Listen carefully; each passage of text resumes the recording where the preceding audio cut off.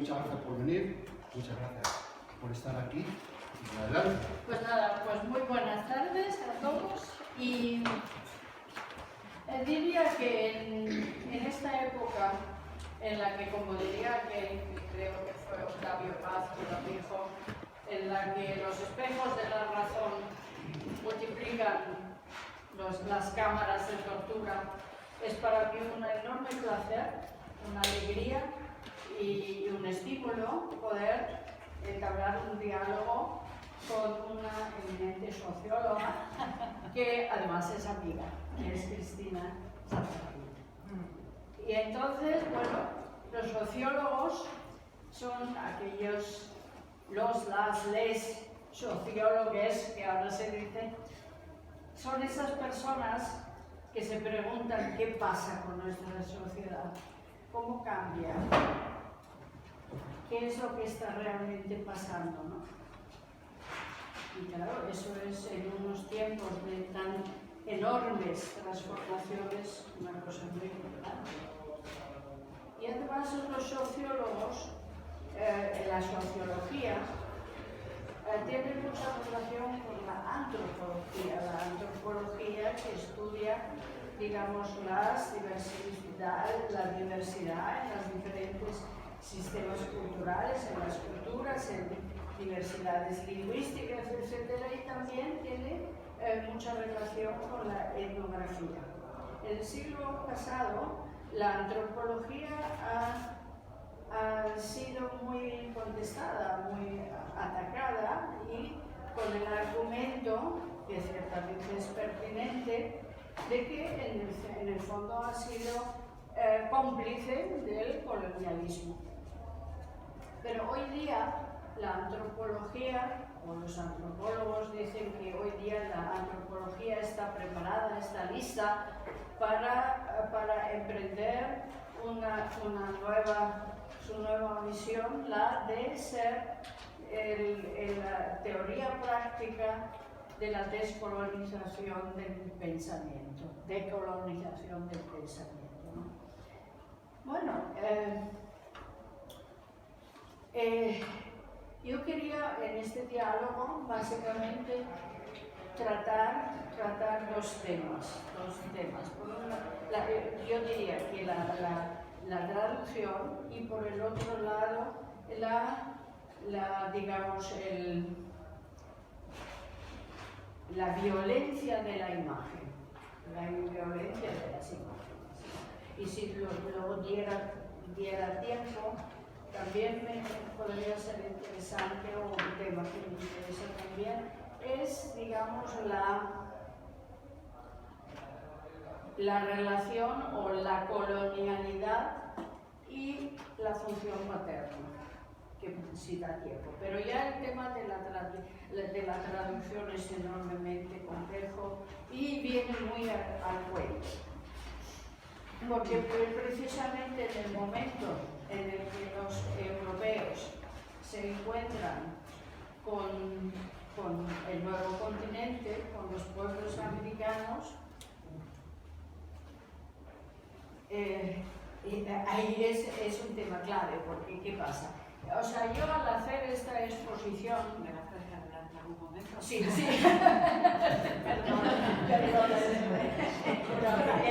La verdad es que esto tendría que haber sido así, tendría que haber sido una conferencia de la luz. No, para nada. Estaba estupendo. Simplemente una cosa quería apuntar. O sea, mi intención era y es, al hacer esta exposición,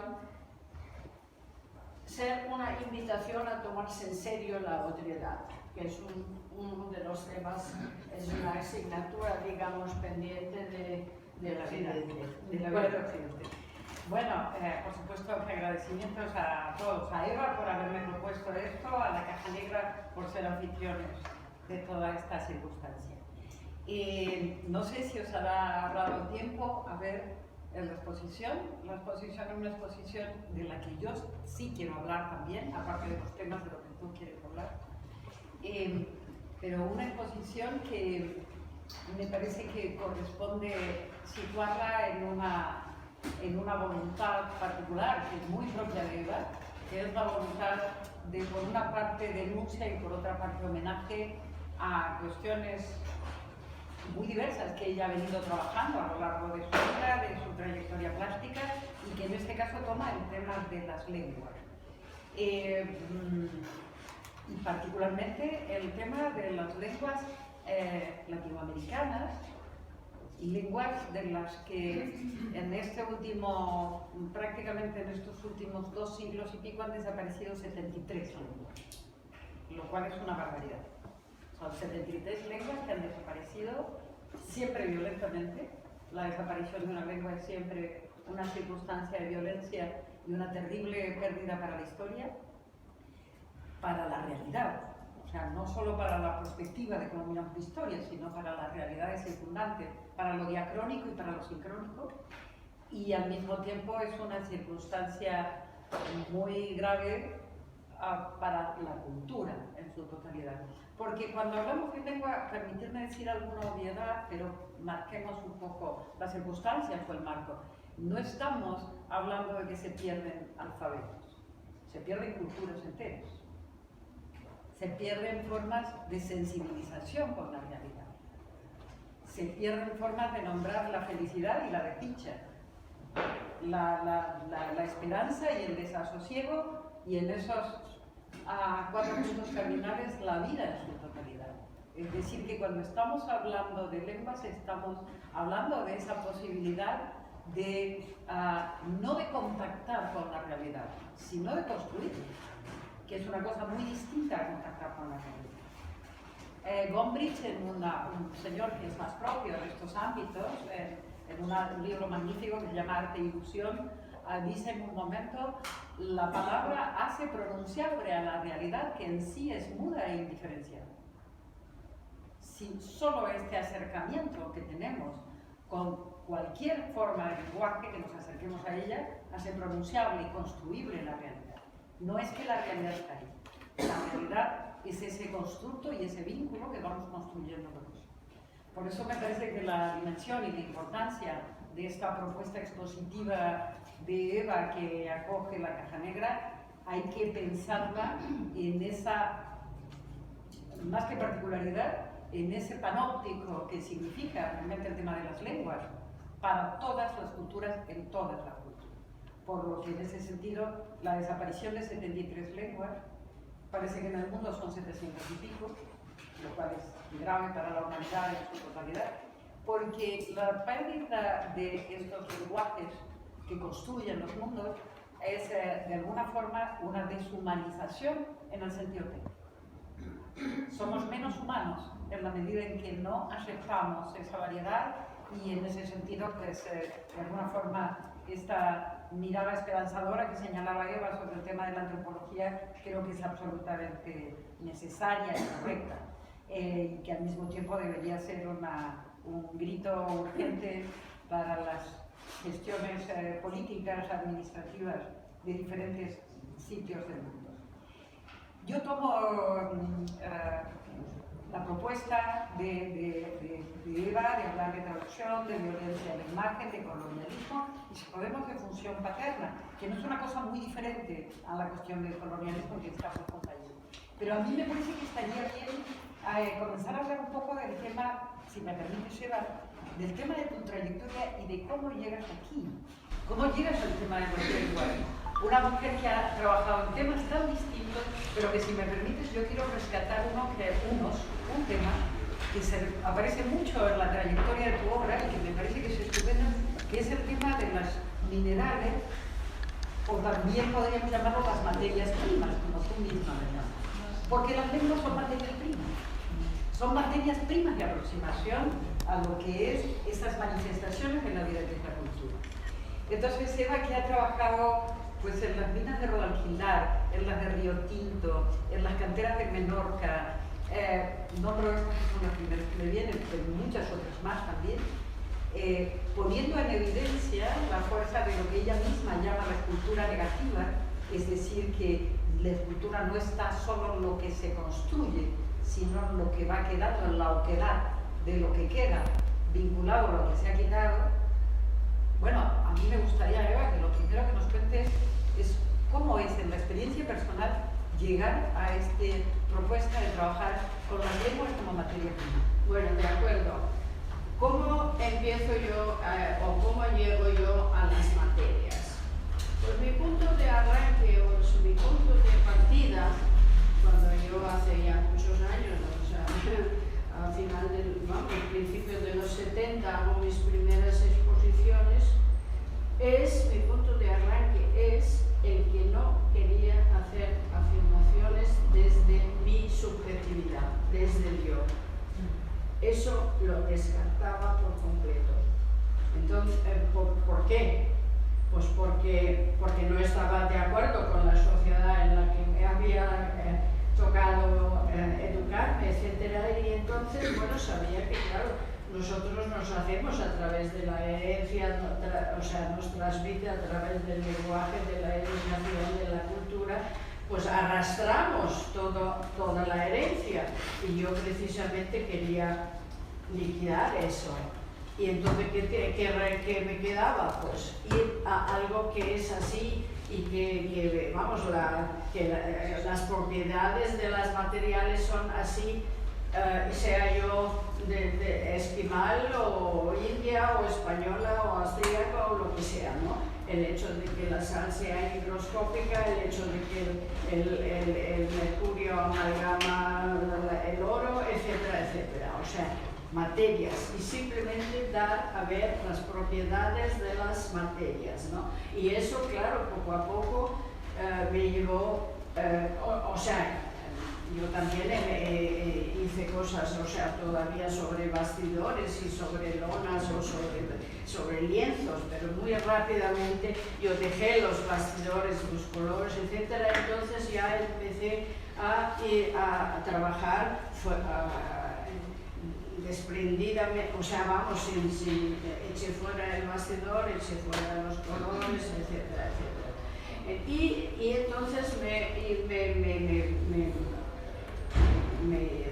empecé a trabajar con líquidos más perversos, entre comillas, es decir, con la parafina, con alquiles, con los lácteos, ¿no? Y entonces un poco, bueno, pues ese trabajo con fundir la parafina tienes que calentarla para que se vuelva líquida, etcétera, me llevó luego a fundir metales que son fáciles de fundir, y fundir metales me llevó a la minería. Y entonces, bueno, pues todo esto fue un proceso largo, pero que siempre el punto de arranque era ese, ¿no? El no querer hacer afirmaciones personales, ¿no? De ningún tipo, con lo cual estaba descargado también, descartado, digamos, toda narratividad. Es decir, yo cogía, por ejemplo, la cosecha de un campo de algodón con los capullos tal y esto, las ponía de la forma más neutral posible, echaba parafina líquida encima, se lo dejaba enfriar y luego lo levantaba y eso era la pieza, ¿no? Yo creo que así se entiende, ¿no? Lo que pasa es que luego también, en un momento dado, pensando en la historia de la humanidad, ¿qué pasa cuando las materias, los materiales se han intercambiado? Está el trueque. Y entonces, o sea, en una fase, digamos, temprana de la humanidad, pues existe el trueque, que más o menos coincide con el momento en el que se inventa el dinero, etcétera, etcétera. Pero ¿qué pasa? En el trueque, el valor de uso de una materia se convierte en valor de cambio, y en eso de convertirse en valor de cambio, ahí ya hay un proto-lenguaje, ahí hay eso del lenguaje, y con lo cual comprendí que el lenguaje se metía de todas las maneras. En ese momento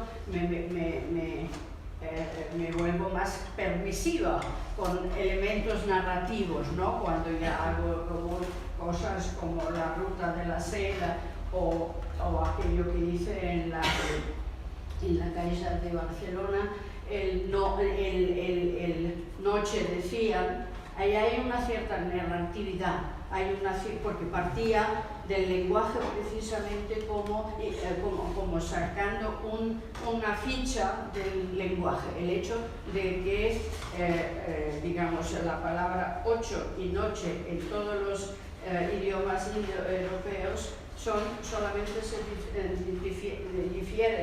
se diferencian por la N de la negación, ¿no? Pero claro, también eran cosas, procesos, no eran personales, no eran subjetivos, ¿no? Pero sí hay, a partir de ese momento en el que me doy cuenta de ese paso, digamos, ¿no? Pues ahí aparecen cosas que se pueden llamar, pues son en cierto modo historias, ¿no? Y bueno, y toda la historia y el fundir, o sea, digamos, primero fundía la parafina, luego pues estaño y plomo, y de ahí eso me llevó al mercurio, y luego, bueno, vino la cosa de que hice esa pieza cuando todavía estaban en explotación las minas de Almadén, que hoy ya no están, además no podría hacer ya esa cosa, pues esa pieza, porque el mercurio está prohibido en los museos, o sea, me llevó, digamos, a otras materias, ¿no? Como por ejemplo el mercurio, ¿no? O sea, el estaño me llevó al mercurio. Y entonces poco a poco, pues, a la comprensión de que la materia, las materias esenciales, las materias primas, son, por así decirlo, la ropa interior de la historia, ¿no? O sea, llegas a esta exposición. y bueno, y las lenguas, claro. Las lenguas aparecen con la cosa de fundir lacre, ¿no? Claro, ahí jugaba con la ambigüedad, o sea, el lacre se resquebraja, aparte de que el lacre tiene que ver con el mercurio, porque es cinabrio, o sea, lo que pasa es que hay lacre de diferentes colores, y entonces, bueno, pues en las primerísimas pinturas, digamos, habían aparecido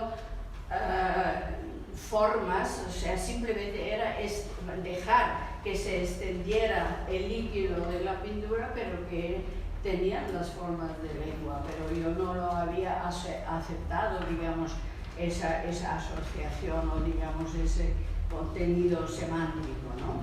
Y de pronto, bueno, pues ya pues vertía lacre sobre el fieltro, ¿no? Entonces, claro, el fieltro se empapa con el lacre, lo cual hace que siempre se cae algo de lacre, pero no se puede deshacer del todo, ¿no? Es decir, y esas eran las primeras lenguas. Y esas lenguas también pues me interesaban porque es un momento muy esencial o un órgano muy esencial del cuerpo, donde por un lado entra la comida, el alimento, y por el otro se formula el habla, ¿no? O sea, eso era la fase que yo llamaba el paisaje como banquete y taller, ¿no? Y esas eran las primeras lenguas, ¿no?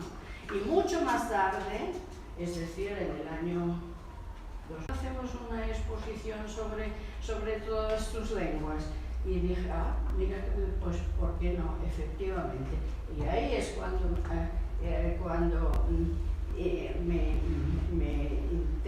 me meto en el tema de las lenguas en peligro de extinción. Pero también, ¿por qué?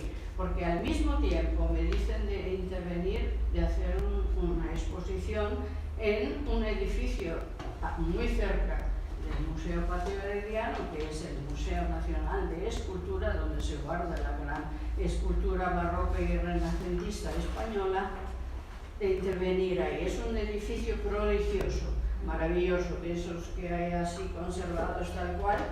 ¿Y qué pasó ahí? En la ciudad de Valladolid. En la ciudad, pues es el mismísimo sitio donde se enfrentaron en su día Bartolomé de las Casas y Juan Ginés de Sepúlveda.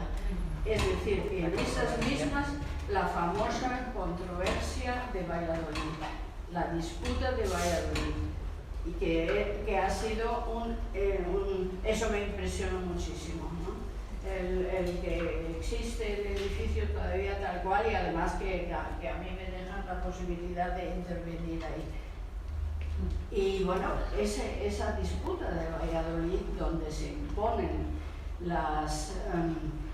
se impone no la opinión de Bartolomé de las Casas, sino la de Juan Ginés de Sepúlveda, que defendía que era lícita la forzosa cristianización de los indígenas, porque claro, en aquella era el momento, ese momento tan fascinante del encuentro de los europeos con el nuevo continente, ¿no? Recién descubierto, con el continente americano, y entonces decían, ¿y esta gente que se comen a sus semejantes, que hacen sacrificios humanos, qué son? ¿Quiénes son? ¿Estos son humanos? ¿Qué son? Humanos tenían que ser, porque si no, no hubieras tenido objeto cristianizarlos, pero ¿qué son en realidad, ¿no? Es decir, que ahí es realmente un momento muy clave, o sea, son unos 500 años y que nos afecta hasta hoy en día, ¿no? Porque claro, nosotros ahora estamos en la fase, digamos, de salir de la resaca de la modernidad. Estamos en la resaca de la ilustración, que es lo que estamos viviendo, ¿no? Y estamos con todo el tema de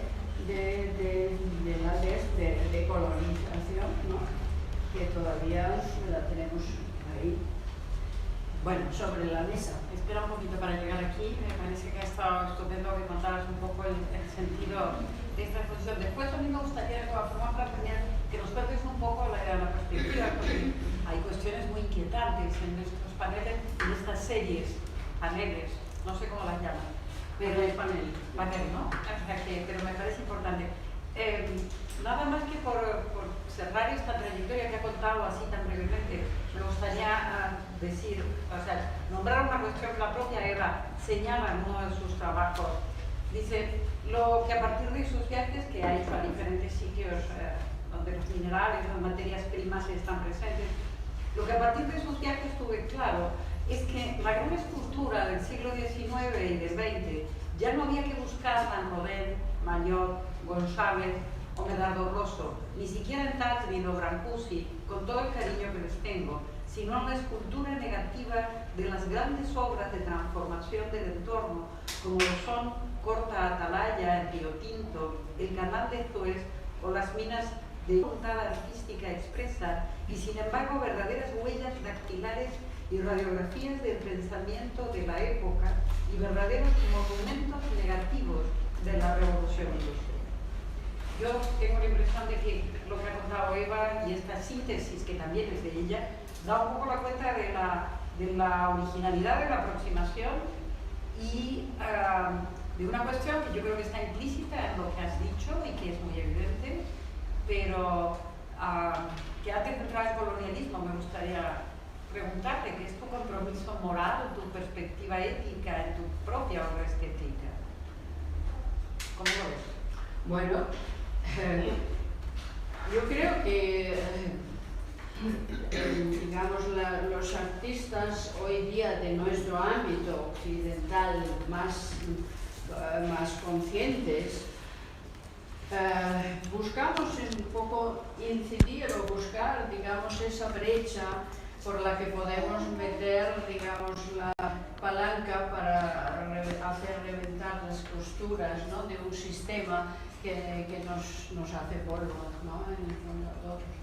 Es decir, yo creo que por eso y bueno, evidentemente hacer visibles cosas que están completamente en la sombra de la conciencia general, hacer visibles en la medida de lo posible, y eso también podríamos hablarlo, porque hasta qué punto todavía eso es posible cuando la visualidad en sí misma, la visualidad se ha convertido en pornografía.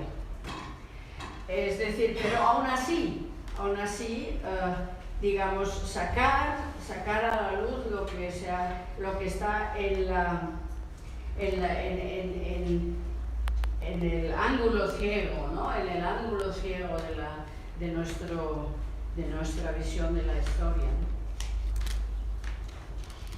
Bueno, entremos un poco en el tema del colonialismo, que de alguna forma es el tema de base que está en este trabajo de denuncia y de homenaje que tú haces a las lenguas. Es que cada 15 días se extingue una lengua.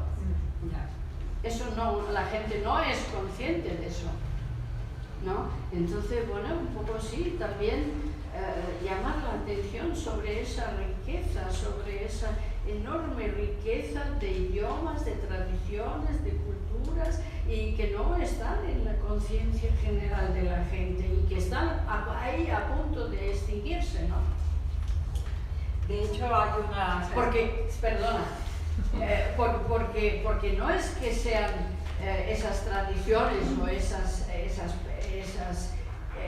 digamos, etnias que se extinguen porque han cumplido un ciclo natural de vida, no, sino porque se les está machacando, asesinando. Claro, en algunos casos particulares que tú incluso señalas aquí, ya no recuerdo si es en Guatemala o sí, en Guatemala era, ¿no? O sea que una de las últimas representantes de una lengua vernácula, mal llamada vernácula. Bueno, hace nada, el 2 de febrero se extingue en la Tierra de Fuego de Chile, se muere Cristina Calderón, que es la última en hablar el yagán, por ejemplo, o en Argentina durante el final del siglo XIX, principios del XX, incluso pues le cortaban la punta de la lengua a las chicas que se atrevían a hablar el idioma nativo. O sea,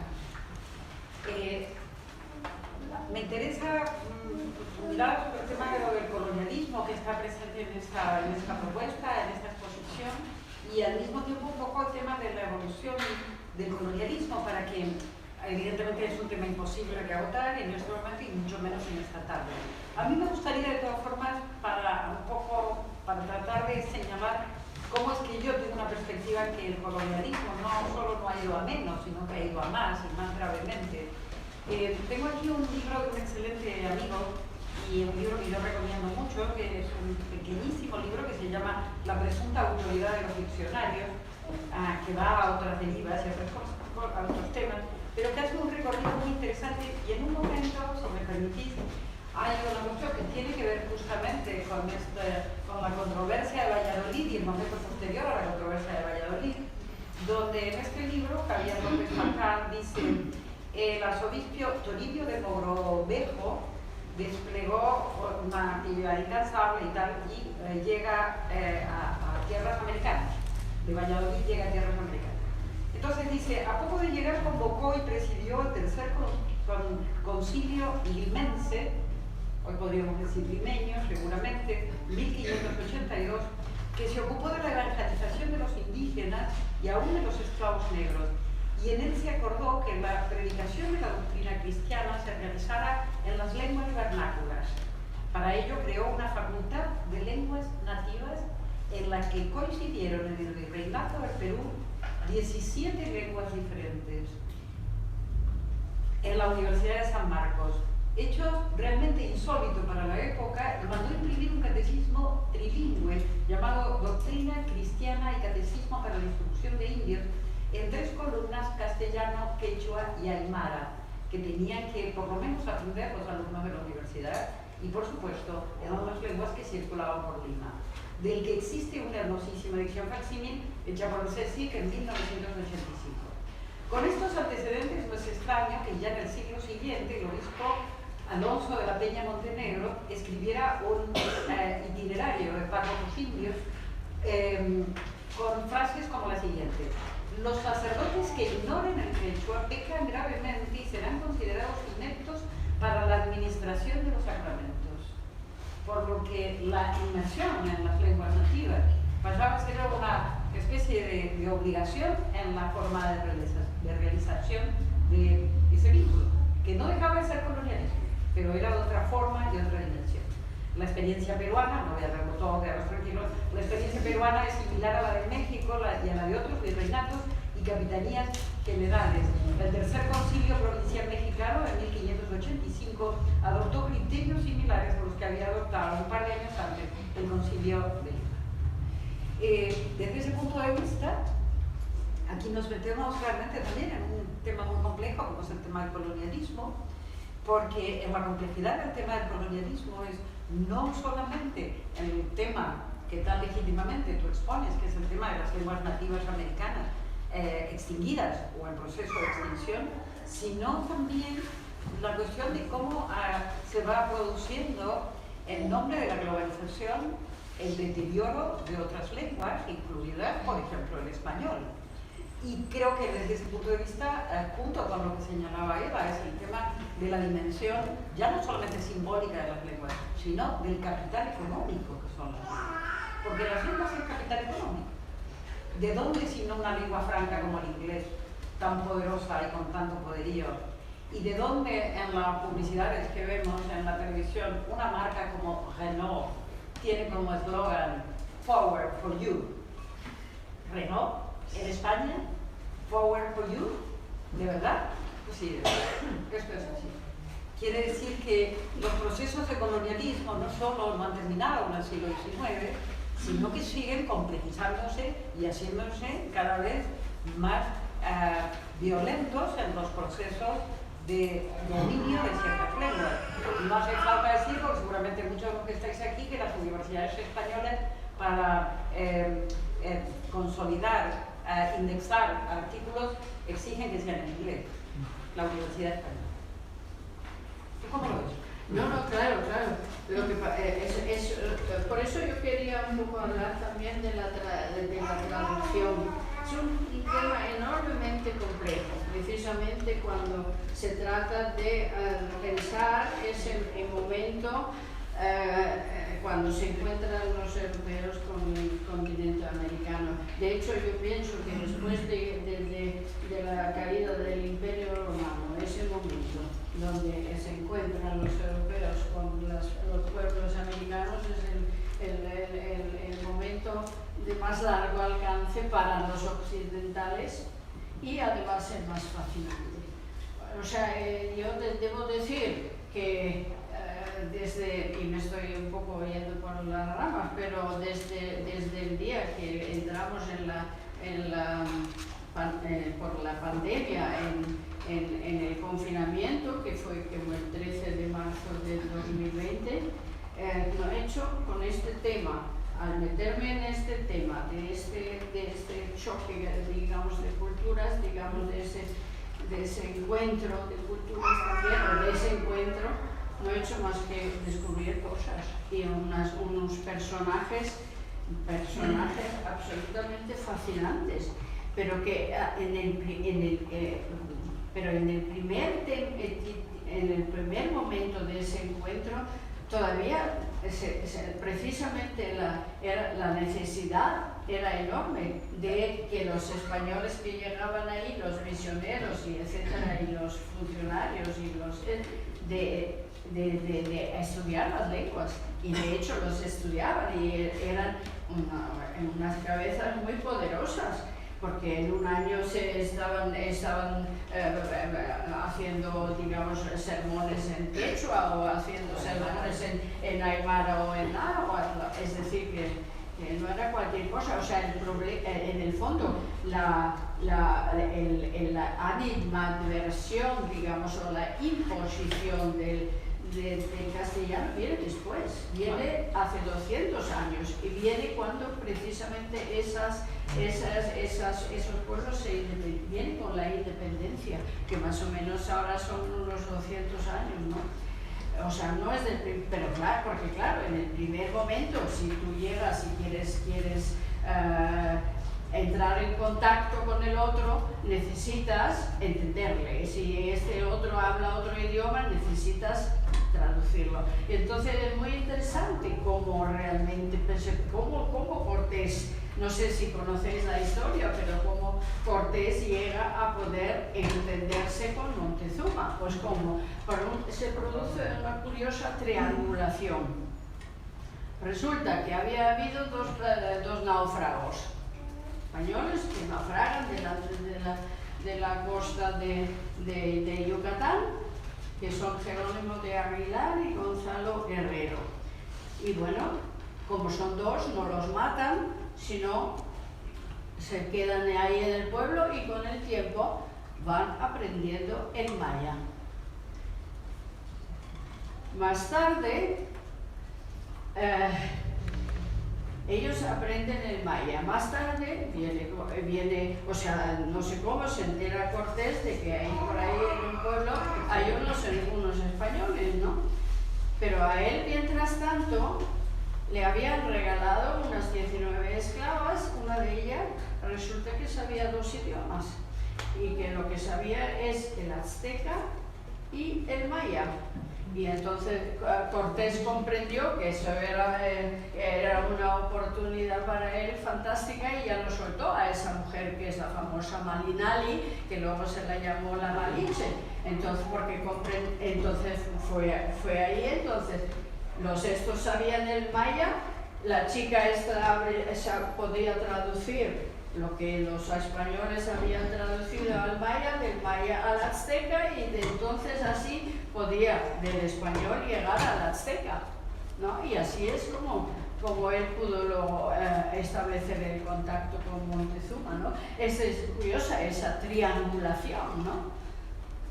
O sea, claro, el rodeo que muchas veces hace posible, o en cierto modo la traducción se produce a través de una triangulación. Bueno, y por eso también me ha interesado tanto el libro de nuestro querido amigo Miguel Marinas, que fue tu pareja, que se fue hace poco, por desgracia, pero que tiene un libro hermosísimo que se llama El Ajá del Traductor.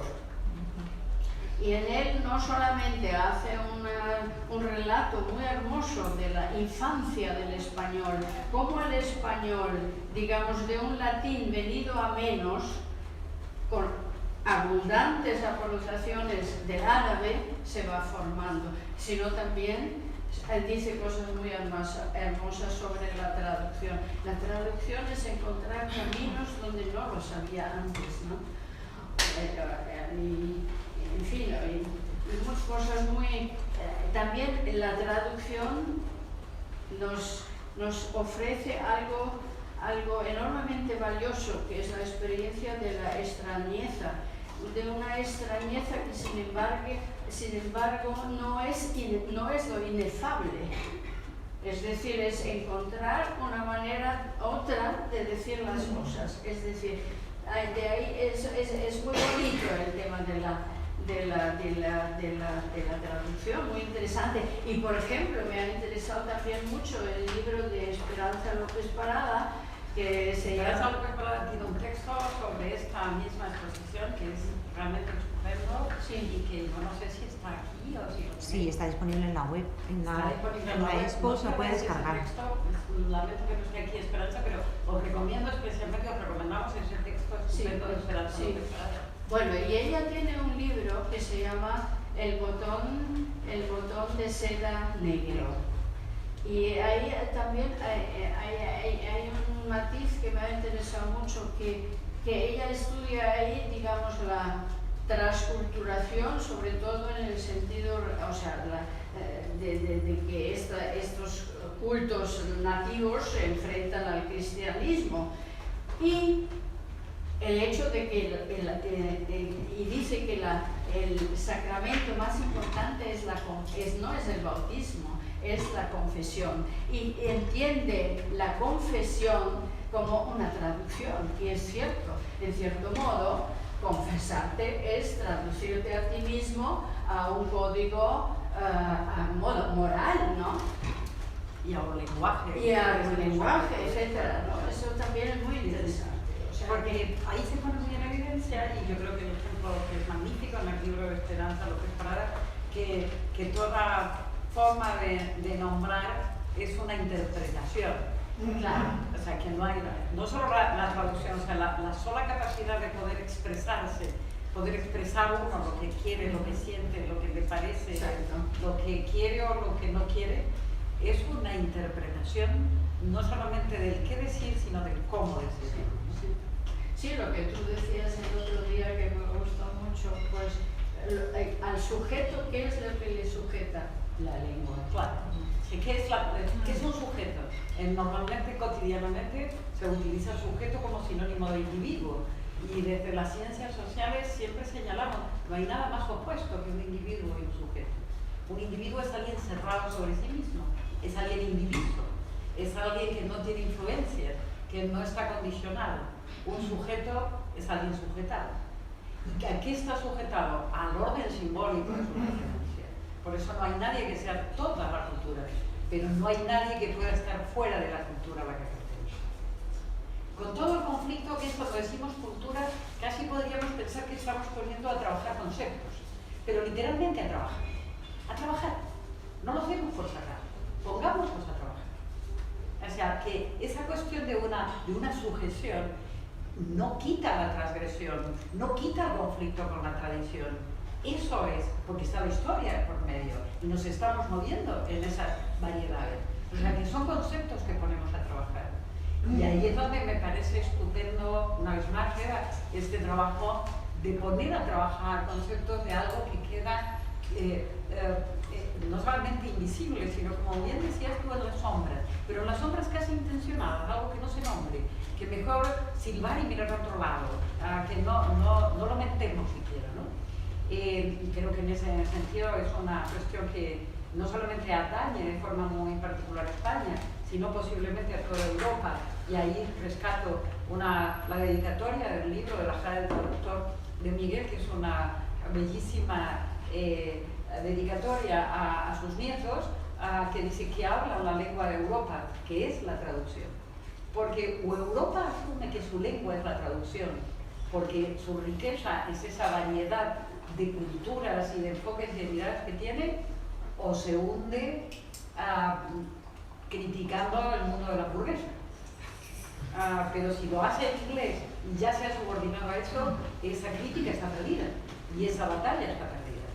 Europa tiene que asumir que es en esa variedad y en esa traducción posible, no solo de sus lenguas, sino de todas las lenguas, las que realmente, si hay un margen de esperanza, por pequeño que sea, es ese, ¿no? Sí, y eso me ha hecho pensar también si eso no será algo que los europeos, que bueno, cada vez somos menos importantes, somos los pigs, ¿no? Portugal, Inglaterra, Grecia y Spain y España, ¿no? Somos los cerdos, los pigs. Sí, claro. Pues no será eso algo precisamente que nosotros le podemos aportar al futuro, ¿no? El hecho de la traducción en el sentido amplio. Sí, bueno, es un continente que también ha tenido una gran historia de traducciones maravillosas. Exacto, bueno, toda la Edad Media son mojecitos que se van a algún sitio a traducirlo a los escritos. Y la gran ciudad de Córdoba, ¿no? Y los traductores de Toledo, de Córdoba, por supuesto. En esta propuesta que tú estabas señalando, te adelantabas algunas cosas con este ímpetu que tienes, que realmente es un ímpetu real que tiene Eva, o sea, tu fuerza y tu vitalidad son apabullantes muchas veces. Señalabas el tema de la violencia de la imagen y el tema de la pornografía. Habíamos tenido una conversación una tarde preciosa de la pasada semana bajo un castaño en el Retiro y aludíamos a un autor que está muy poco presente y más bien olvidado, pero que yo le tengo desde las ciencias sociales mucha estima y también me entero que Eva, desde su punto de vista artístico también, que es Jean Baudrillard, un autor que ha fallecido hace unos años. Hay uno de los últimos trabajos de Baudrillard que se llama La agonía del poder, donde Baudrillard de alguna forma viene, quedaros tranquilos, no nos vamos a centrar en Baudrillard tampoco, pero Baudrillard viene a decir que toda esta pérdida del otro, toda esta pérdida del encuentro real con el otro, toda esta virtualización de la cultura en la que vivimos, genera tal devaluación de la propia imagen, ya no de la vida real o de la realidad, tal devaluación de la imagen que todo se convierte en pornografía. Es decir, en pornografía, que es eso que supuestamente quiere aludir, entendiendo por pornografía, creo, que quiere hablar de un aspecto de la vida, el sexo, por ejemplo, pero que en realidad termina siendo un curso de mecánica popular, que es lo que realmente es la pornografía, que es un curso de mecánica popular, donde nunca hay deseo, donde no hay imaginarios, donde no hay otro concreto, donde no hay narrativas, no hay lenguaje, más que la mecánica popular de lo que es lo que es, solamente eso. Y desde ese punto de vista, tengo la impresión que Eva estaba adelantando ya hace un momento el tema de la pornografía ante el desencuentro o el más bien la ceguera ante el otro. ¿Cómo sí, no, porque a mí ese tema me ha ocupado mucho y he pensado mucho en eso. Dice Baudrillard literalmente, me lo tengo aquí apuntado, el tema de la violencia de las imágenes consiste, y en general de la información y de lo virtual, consiste en hacer desaparecer lo real. Y por ejemplo, a eso, a comentar esto, este artículo de Baudrillard, que la introducción del librito que ha sacado el Círculo de Bellas Artes es tuya, y es del 2005, porque lo he mirado. Y en el 1994 yo hice una pieza que tiene que ver en el fondo con eso, porque por esa época, y en eso ya he sido tardía, porque en el 95 ya es tarde, empecé yo a darme cuenta que ahí estaba, qué estaba pasando con lo visible y con la visualidad. Y entonces yo hice por primera vez también lo tematicé, y lo tematicé en una pieza que se llamaba If I Were to Isaac Newton. Que lo hice en Londres por primera vez, luego lo reconstruimos en el CEGAC de Santiago de Compostela. Entonces, para que se entienda esto, tengo que explicar en qué consistía. Consistía en crear un espacio como una especie de burbuja blanca donde todo era blanco, excepto una pasarela y unas ramas con nudos de bronce que había en medio. Era crear una burbuja que producía ceguera, como cuando atraviesas la nieve, ¿no? Y de la pared todo era blanco menos la pasarela y esas ramas. Entonces, y además la pasarela te obligaba a atravesar sola o solo el espacio. Estaba todo blanco, el suelo estaba cubierto de polvo de mármol, las paredes blancas, y de las paredes salían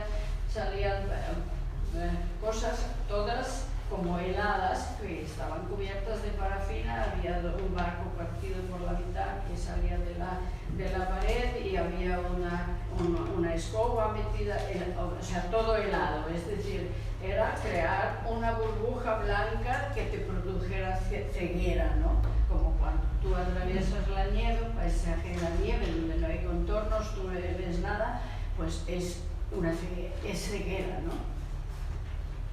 Entonces, claro, porque en ese momento pues empezaba a darme cuenta que está pasando aquí, porque claro, lo visible de pronto pues está exento del contacto con el cuerpo, ¿no? Ya en la televisión te pueden dar cosas que tú nunca has podido acercarte, como se puede acercar una lente, etc. Que de pronto todo se vuelve visible, y cuando todo se vuelve visible, todo puedes verlo, todo es irrelevante, ¿no? Es decir, se produce esa sustitución de lo real por la pantalla, ¿no? Por la realidad pantalla, ¿no? El poder verlo todo es como no ver nada. Es no ver nada, exacto. Bueno, pues también tengo que explicar por qué se llamaba Roberto Isaac Newton, pues porque ¿qué pasa? Que Newton fue uno de los científicos que contribuyeron de la manera más decisiva al establecimiento de la visión mecanicista del mundo a través de su libro Principia Matemática, etc., donde él define esto del movimiento de los astros. Pero no solamente eso, él también es el que hace por primera vez el análisis espectral, donde a través de un prisma despliega los colores de la luz blanca, ¿no? Es decir, ¿no? A través de la fracción de la luz. Y entonces yo hice exactamente lo contrario, ese abanico abierto por Newton del espectro de los colores, yo lo cerraba a lo blanco, ¿no? Por eso, adiós a Isaac Newton, porque efectivamente, como nos han demostrado todos los matemáticos del principio del siglo XX, desde Max Planck a Heisenberg, pues ya no estamos en el mundo mecanicista, ¿no? Ya hemos salido del mundo, de ese mundo, ¿no? de la visión del mundo mecanicista, ¿no? Por eso se llamaba el farewell to Isaac Newton. Pero claro, eso era el momento cuando yo me di cuenta que realmente algo gordo estaba pasando en el mundo y que hoy, bueno, pues no sé, 24, no sé cuántos años son, pero tantos años después, eso en el mundo avanzado, digamos, en las sociedades que se llaman avanzadas, entre comillas, pues la realidad está completamente cubierta por la realidad de las pantallas, ¿no? Bueno, no sé si podemos abrir un poco el diálogo y abrir a sugerencias, a acotaciones, a preguntas a Eva, no sé, lo que os parezca, porque vamos a seguir unos 10 o 15 minutos, no más, si es necesario. Pero me parece que estaría bien abrir un poco el diálogo, ¿no? Sí, Mireia.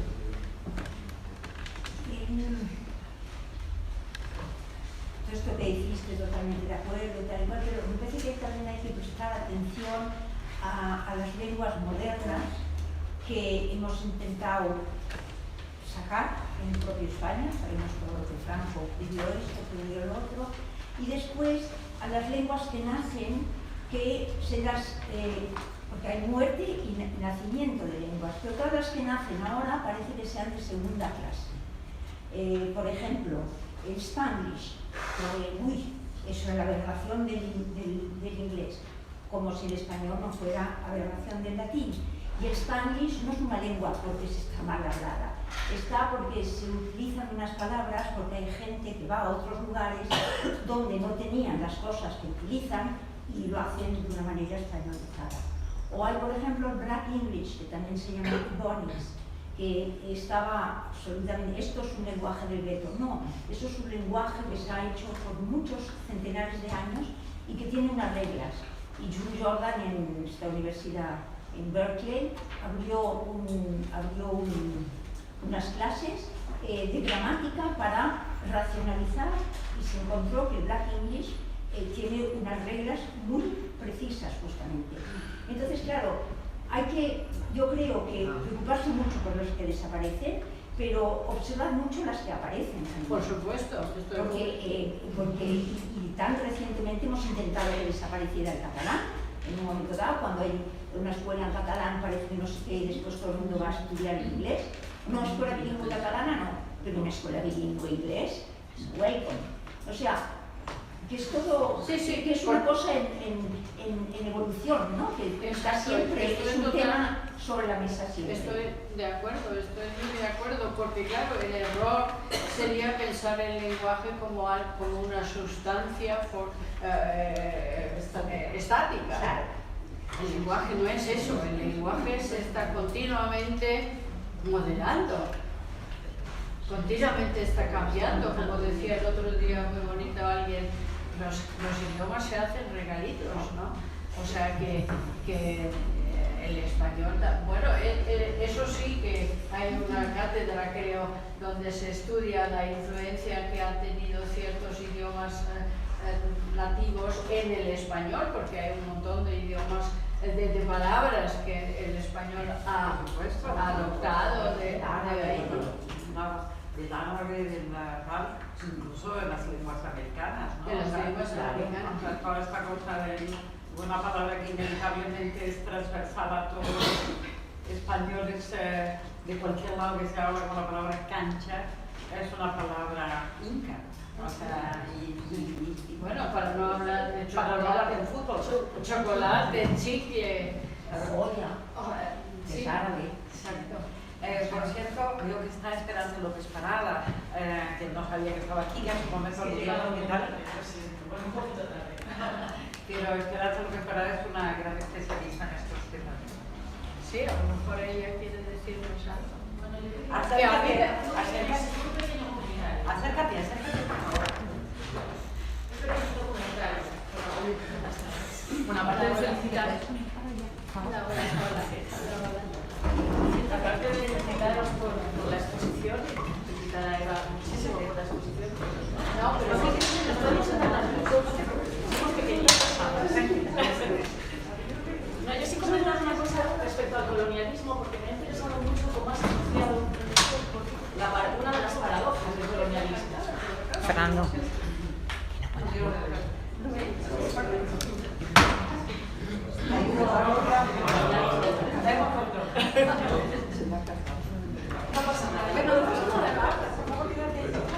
Bueno, mencionabas la paradoja de estos espacios conquistados, los cuales hace toda una labor de rescate del idioma, que sin esos procesos de normatización que tú señalabas, sin Domingo de Santo Tomás, que es el primero que hace un diccionario quechua-castellano, castellano-quechua, un diccionario fascinante porque aquellas palabras que no entendía las deja en blanco, como enunciando su propia debilidad. O sea, eso es lo peor de un creador de diccionarios, que dejas en blanco los lexemas que no conoces, que no puedes identificar y traducir. Pero introduciendo esa parte de no traducibilidad dentro del diccionario, que me parece muy interesante, ¿no? Pero no hay que olvidar que todo ese trabajo de conservación se hace con un afán de conquista. Se hace para poder evangelizar más rápidamente, más fácilmente y tal. Y que ese proceso de evangelización trae consigo, ese proceso de conservación trae consigo que otras cosas se pierdan. Siempre que algo se conserva, otra cosa se pierda. Matices en la lengua.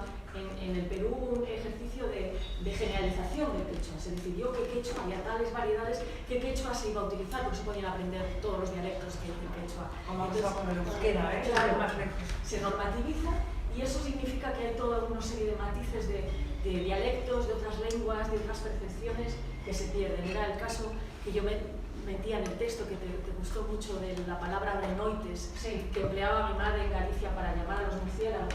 Sí. Y que pertenece a una variedad del gallego muy local, sí, y que no aparece en el diccionario normativizado, no se llama así, se llama murciélago, que es una palabra mucho más fea. Brenoides será. Pero Brenoides es maravilloso. Es maravilloso. No perdáis este texto, Esperanza López Parada, que es una joya, y ese Brenoides es el nombre de un poemario, ¿verdad? Sí, Habría que hacer un poemario. Esa es una idea. Pues sí, el nombre para un poemario, seguro. sí. Entonces, claro, esa paradoja del colonialismo que es insalvable. Conservamos, pero al mismo tiempo, pero con un fin perverso que es al mismo tiempo conquistar, desabaste. Y luego hay otra paradoja que me interesa mucho, porque es una paradoja también insalvable, de la que te quiero preguntar, porque tú eres consciente de eso, que hablamos de colonialismo desde el corazón del imperio. Desde el corazón del imperio. ¿Y cómo superamos esa paradoja? ¿Cómo la superas tú? Con una conciencia moral muy estricta y asumiéndola, claro. Sí. O sea que evidentemente, o sea, yo y tengo amigas muchas amigas que dan clase en la Universidad Española, y entonces, bueno, el otro día me decía una, porque ahora, claro, antes los discípulos, los alumnos eran todos digamos, blancos, ¿no? Ahora ya vienen no solamente descendientes de inmigrantes, sino también a lo mejor personas con rasgos chinos o negros completamente, pero que hablan el castellano mejor que soy yo, porque son adoptados, ¿no? Y entonces ella decía, lo primero que hago es pedir disculpas de digamos, del eurocentrismo subliminal que inevitablemente tenemos, pero claro, tenemos que hacer el esfuerzo, ¿no? de abrir digamos, ese bloque de granito que lo nuestro es lo mejor del mundo, ¿no? Sí, porque hay dos posiciones posibles, extremas. O sea, la tuya, que también es la mía, digamos que es la única, ser consciente de la paradoja, de la contradicción, asumirla y pedir disculpas, ¿no? Que nunca está mal, ¿no? Efectivamente, las otras son la posición de cierta hispanofilia que afirma, bueno, pues que al fin y al cabo esto les hicimos un favor, ¿no? Lo hicimos muy bien, les hicimos un favor. Y luego la otra posición es la posición muy postcolonial de ciertas universidades norteamericanas que establecen que por el hecho, por ejemplo, de que yo soy española, no puedo hablar de este tema. Estoy vetada para ello, estoy imposibilitada, incapacitada. El hecho de pertenecer al corazón del imperio me incapacita en todas las... para poder afrontar la cuestión, ¿no? Son posiciones extremas. La paradoja significa, perdonad que me repita, pero poner un concepto a trabajar otra vez. O sea, la paradoja no significa es paradoja o no. Es la complejidad de cómo se conoce la paradoja. Y es el tema de contradicciones que muchas veces son indecidibles. Y entonces, y al mismo tiempo, es la cuestión donde seguramente lo que no se puede hacer es no reconocer esa situación paradójica, lo cual no creo que como sujetos que evidentemente pertenecemos a eso, pero resulta que además somos una peculiaridad como sujetos mismos, que podemos traer algo de historia, lo que no podemos es no pensar en esa complejidad y no pensar en esa situación paradoja. Y probablemente lo que yo creo que hay que hacer es a las supuestas víctimas, en lugar de los vencidos, que es un concepto complejísimo para pensar en este momento, en el siglo XXI, pero suponiendo que exista, pues también pensemos la paradoja de este encuentro. Y evidentemente esto es una cuestión que tiene lugares terribles en sombra, pero también ha habido luces, eso es inevitable. Y entonces el tema es qué hacemos con esa variedad y con esa complejidad. Porque el problema es que en esta circunstancia no hay ninguna cultura prácticamente en este momento en el globo terráqueo que pueda quedarse fuera de ella. Ninguna. Pero es la misma contradicciones que tenemos con el Estado, que lo sentimos que nos aplasta, que sentimos que somos críticos, que tenemos que ser críticos, debemos ser críticos, y al mismo tiempo decir, oiga, no ha aparecido otra estructura que dé más garantía a mis libertades individuales. Eso no quiere decir que yo no pueda ser crítica. O sea que yo creo que hay que sostenerse en la paradoja. Y por eso creo. Y pienso también, algo tiene que ver el hecho de ser mujer, por lo menos la gente de mi generación, nosotras somos más jóvenes, pero hemos sentido muy claramente de ser o sea, sujetos de segunda categoría, es decir, que ahí también hemos sentido eso, ¿no? Claro, muy privilegiados, porque quieras o no, pues nos hemos, digamos, sí, efectivamente educadas en las estructuras imperiales, pero también sabíamos perfectamente que no teníamos nada que hacer frente a los hombres. Mi generación eso lo ha tenido muy claro. Pero hay que seguir haciendo, ¿no? La prueba. Bueno, sí, yo quería, Eva, si nos podías dar alguna pincelada, contarnos de esta exposición. ¿De? De esta exposición. De esta Sí, cosa. o sea, has hablado de toda tu trayectoria, que tal, y bueno, pues a mí me falta un poco el que nos digas algo. Bueno, pues ya digo, o sea, a mí, yo he hecho esos dibujos mientras estudiaba todo el tema este y no ha sido más que, no he hecho más que descubrir cosas y sigo descubriendo cosas. O sea, por ejemplo, pongo un ejemplo, ¿A quién aquí presente sabe alguien o sabe quién es Knorosov, Yuri Knorosov? Yuri Knorosov. Ni idea. Bueno, pues lo he descubierto hace 3 días.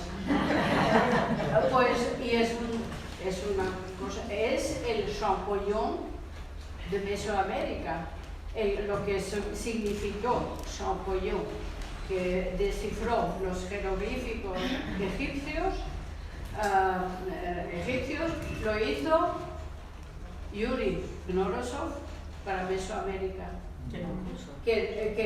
Un ruso que además lo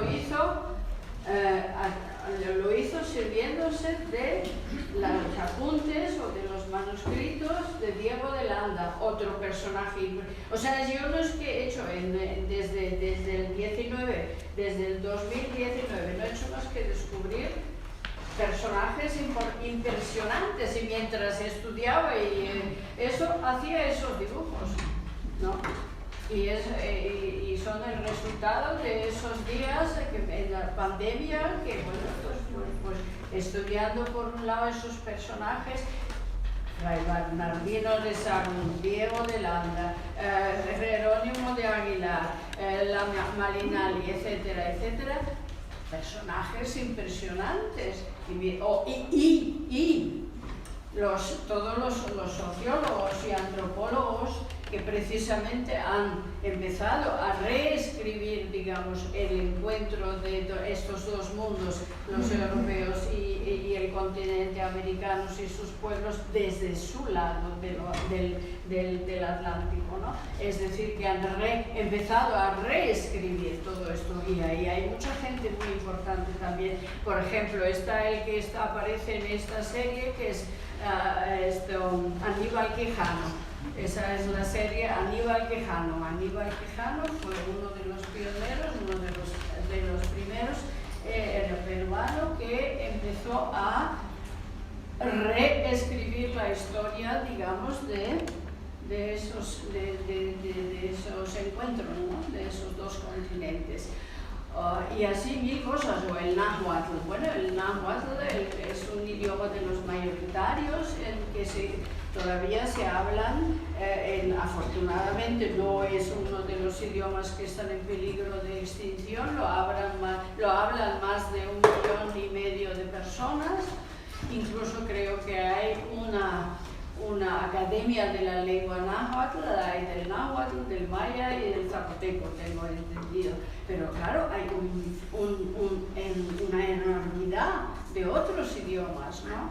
Y que en muchos casos viven en una gran penuria, ¿no? Es decir, y bueno, pues Aníbal Quijano, Rita Segato, Enrique Dussel, Bolívar Echevarría, etcétera, etcétera, todos unos pensadores importantísimos que están trabajando y han hecho una gran labor, y todo eso lo iba estudiando, y mientras iba estudiando pues hacía estos dibujos.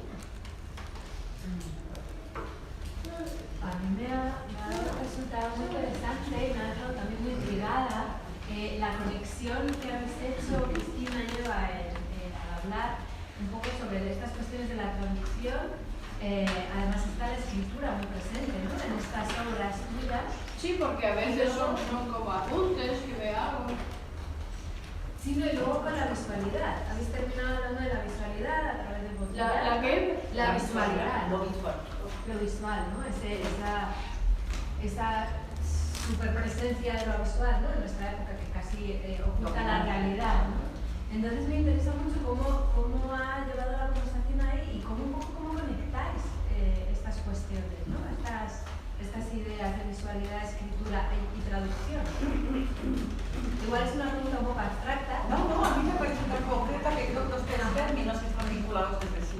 Es decir, la palabra, lo visual y la traducción me parece que son formas de circulación inevitables. O sea, me parece que cuando yo, que no pertenezco al mundo de las artes plásticas, para mí, o sea, una cuestión, un impacto, vamos a poner una figura canónica, un momento de síndrome Stendhal, es porque me lo estoy traduciendo a palabras. porque lo paso a palabras. O sea, quiero decir, cuando realmente algo visualmente, esa cosa que me genera impacto es porque he logrado hacer una traducción. Que esa traducción es un campo exacto, eso seguramente no. Y que en esa cuestión está toda mi subjetividad, mi emocionalidad, todo lo inconsciente, todo lo que no controlo, por supuesto también. Pero me parece que traducción, lo visual y la palabra están muy juntas. Ahora bien, dicho esto, desde mi punto de vista como socióloga, tengo la impresión que la dominancia de lo visual en la cultura de Occidente es una de sus, posiblemente de sus paradojas.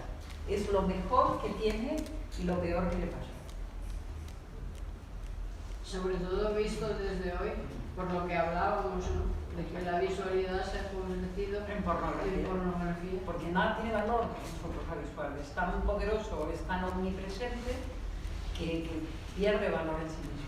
Entonces, frente a eso, ¿qué hace alguien que da cosas a ver? Ese es el problema. Yo quisiera hacer un comentario, Eva. Cuando hablamos de las lenguas, podemos hablar desde muchos lugares, ¿no? Desde lo simbólico, de lo estrictamente lingüístico, pero a veces nos olvidamos que la aparición, desaparición y el crecimiento de las lenguas, yo como soy lector asiduo y vuelvo a Emmanuel Van Strain y a sus 5 tomos sobre cómo se formó, digamos, el colonialismo junto al capitalismo, las lenguas aparecen y desaparecen acumulando. Es decir, que nos olvidamos, digamos, un poco de que las lenguas se hacen dominantes con el extractivismo, con los genocidios, con el esclavismo y con las fórmulas capitalistas más estrictas de explotación de las clases más desfavorecidas. Es decir, cuando trabajamos lo poético, nos olvidamos muchas veces de la profunda raíz política y económica que tiene la organización del mundo. Y que justo las lenguas, el inglés, el español, el francés, las lenguas, grandes lenguas del mundo, son grandes porque sus imperios fueron grandes. Porque sus imperios estuvieron determinados por unas condiciones materiales de crecimiento y de explotación, empezando por la propia Constitución del Estado español. Y la realización de lo que después se llamó el español, que no era más que el castellano, en relación con otras lenguas que estuvieron y estaban en este territorio, que es una geografía, al lado de la cual también está el portugués o el gallego. Entonces, quiero decir que apuntar esta cuestión me parecería importante para no olvidarnos también de que más allá de lo simbólico hay una cuestión política fundamental. Fundamental, estoy absolutamente de acuerdo. ¿Vale? Y eso tiene que ver también, o sea, en eso, porque el lenguaje se ve en cómo concebimos el lenguaje, en cómo concebimos o cómo concibe una sociedad la lengua, porque se ha convertido en un instrumento de poder, claramente en un instrumento de poder. Pero si por otro lado pensamos en la salvaguarda, en salvaguardar lo poético, tenemos que tener otro concepto de la lengua, ¿no? O sea, es decir, en la defensa, yo pienso la defensa de esos idiomas periféricos o originarios, etcétera, tiene que ver con la voluntad también de... Pero claro, ahí nos meteríamos en temas filosóficos con Marta Peña, etcétera. Pero si hay una periferia, si nombramos la periferia, es que hablamos desde el centro. Exacto. Claro, por eso, entre comillas. Por lo tanto, no hay esta periferia. Igual que no hay lenguas mejores o peores, sino lenguas que han tenido unas condiciones materiales de crecimiento específicas que les ha permitido desarrollarse más. Lenguajes son capital. ¿A costa de qué? ¿A costa de qué? ¿A costa de qué? A costa de la acumulación, de la explotación, de la acumulación de tierras. No, y claro, y yo creo que somos conscientes que nosotros estamos, toda Europa está colonizada, ¿no? por el mundo anglosajón. Bueno, y a su vez colonizó a todo. Sí, pero es colonizado. Claro. Yo creo que hace mucho calor, que deberíamos ir siendo piadosos, no sé si hay más palabras. Bueno, perdón, solamente una cosa que es que no puedo remediar decirla, es que esto es abrir un melón en el momento en el que nos tenemos que ir, pero no lo puedo remediar. Se puede contemplar como colonización y lo es, y paradójica también porque es una colonización culta, por así decirlo. Yo diría, y lo apunto solo porque nunca he hablado contigo sobre ese tema, no sé siquiera si lo has tratado alguna vez, que es la colonización del lenguaje escrito sobre las lenguas orales, que me parece que es un proceso de transformación total. A lo mejor también ahí se incorporaría la pérdida de la música o del oído, ¿no? Y la aparición de lo visual, ¿no? Como la lengua escrita como palabra que tiene una forma frente a los antepuesto o superpuesto, ¿no?, a los lenguajes orales que son música y que no están normativizados. Los normativizan en gran medida los colonizadores, ¿no?, conquistadores, para bien y para mal, como siempre. Solamente era apuntar ese gran encuentro. No, bueno, ahí hay otro tema larguísimo. En el fondo todo esto da para es un seminario interesantísimo porque yo claro, el verdadero acto de dominación fue la imposición de la escritura. Claro. El llegar a América y decir estos pueblos no tienen escritura, que Claro. lo que Bueno, no es cierto. No, pero los españoles también los españoles no lo reconocen. Viendo que se perdían también en una fórmula de guardarla. Es una cosa compleja. Sí, pero ese no reconocer, por ejemplo, una de las pocas cosas que los españoles no reconocieron fue la escritura de los indios. Exacto. Todavía a los mayas y a los aztecas los consideraron por los códices, tienen libros, unos libros sagrados, pero por ejemplo los incas, que tenían los quipus, las cuentas, nunca llegaron a considerarlo verdaderamente un proceso de escritura. Sí, pero los mayas sí la tenían. Sí, pero los españoles no lo aceptaban. Algunos casos sí, algunos casos Pedro Martín de Aguilera llegó a darles un estatuto de libro. Pero los indígenas fueron muy cautos, comprendieron rápidamente que esa es la verdadera arma, la fetichización de la escritura por parte del conquistador, y aprendieron a escribir porque era la única manera de comunicarse con el imperio, con el rey lejano, etcétera, etcétera. Tenemos muchos casos de escribanos indígenas, nativos, desde los primeros momentos de la conquista se dan cuenta o aprendemos a escribir o no hay manera de comunicarse con las autoridades, ¿no? Pero esa fue la verdadera imposición, la verdadera conquista, yo creo que fue esa imposición de la escritura sobre el oral y la verdadera pérdida de esa riqueza oral que tú señalas. Es un tema interesante. Es un tema muy interesante. Es un árbol. Bueno, pero precisamente este franciscano, que fue el Diego de Landa, ¿no?, gracias al cual este ruso fue capaz de descifrar la escritura de los mayas, ¿no? Empezó, pero también es toda una historia larga e interesante, porque este mismo había quemado 27 códices, pero claro, después, pero ¿por qué habría que contar toda la historia? Pero luego parece ser que se arrepintió, pero en un momento dado no tuvo más remedio que o mataba a los indios o quemaba esos libros, ¿no? Porque habían descubierto en la cueva que habían hecho sacrificios humanos, que los habían prohibido, etcétera, etcétera. Entonces quemaron los 27 tomos esto, ¿no? Pero después se dio cuenta que es lo que había hecho, y él precisamente empieza a estudiar los signos, ¿no?, que permitieron luego a este ruso descifrar la escritura maya. Si me permites, Eva, para terminar, yo quiero decir una frase tuya, una frase que está aquí, porque me parece que es la mejor forma de que nos podamos poner de pie. Dice Eva Luz: empecé poco a poco a entender la geografía, no como una ciencia física, sino como un sistema significante que permitía comprender las relaciones entre la materia en movimiento, lo social, lo tecnológico y lo estético, lo cual había una comprensión del arte totalmente nueva, que en aquel entonces ciertamente no hubiera sido capaz de formular. Un concepto de arte como campo discursivo en el que lo artístico no estaba separado de lo social, sino que era un arte continuo. Muchas gracias.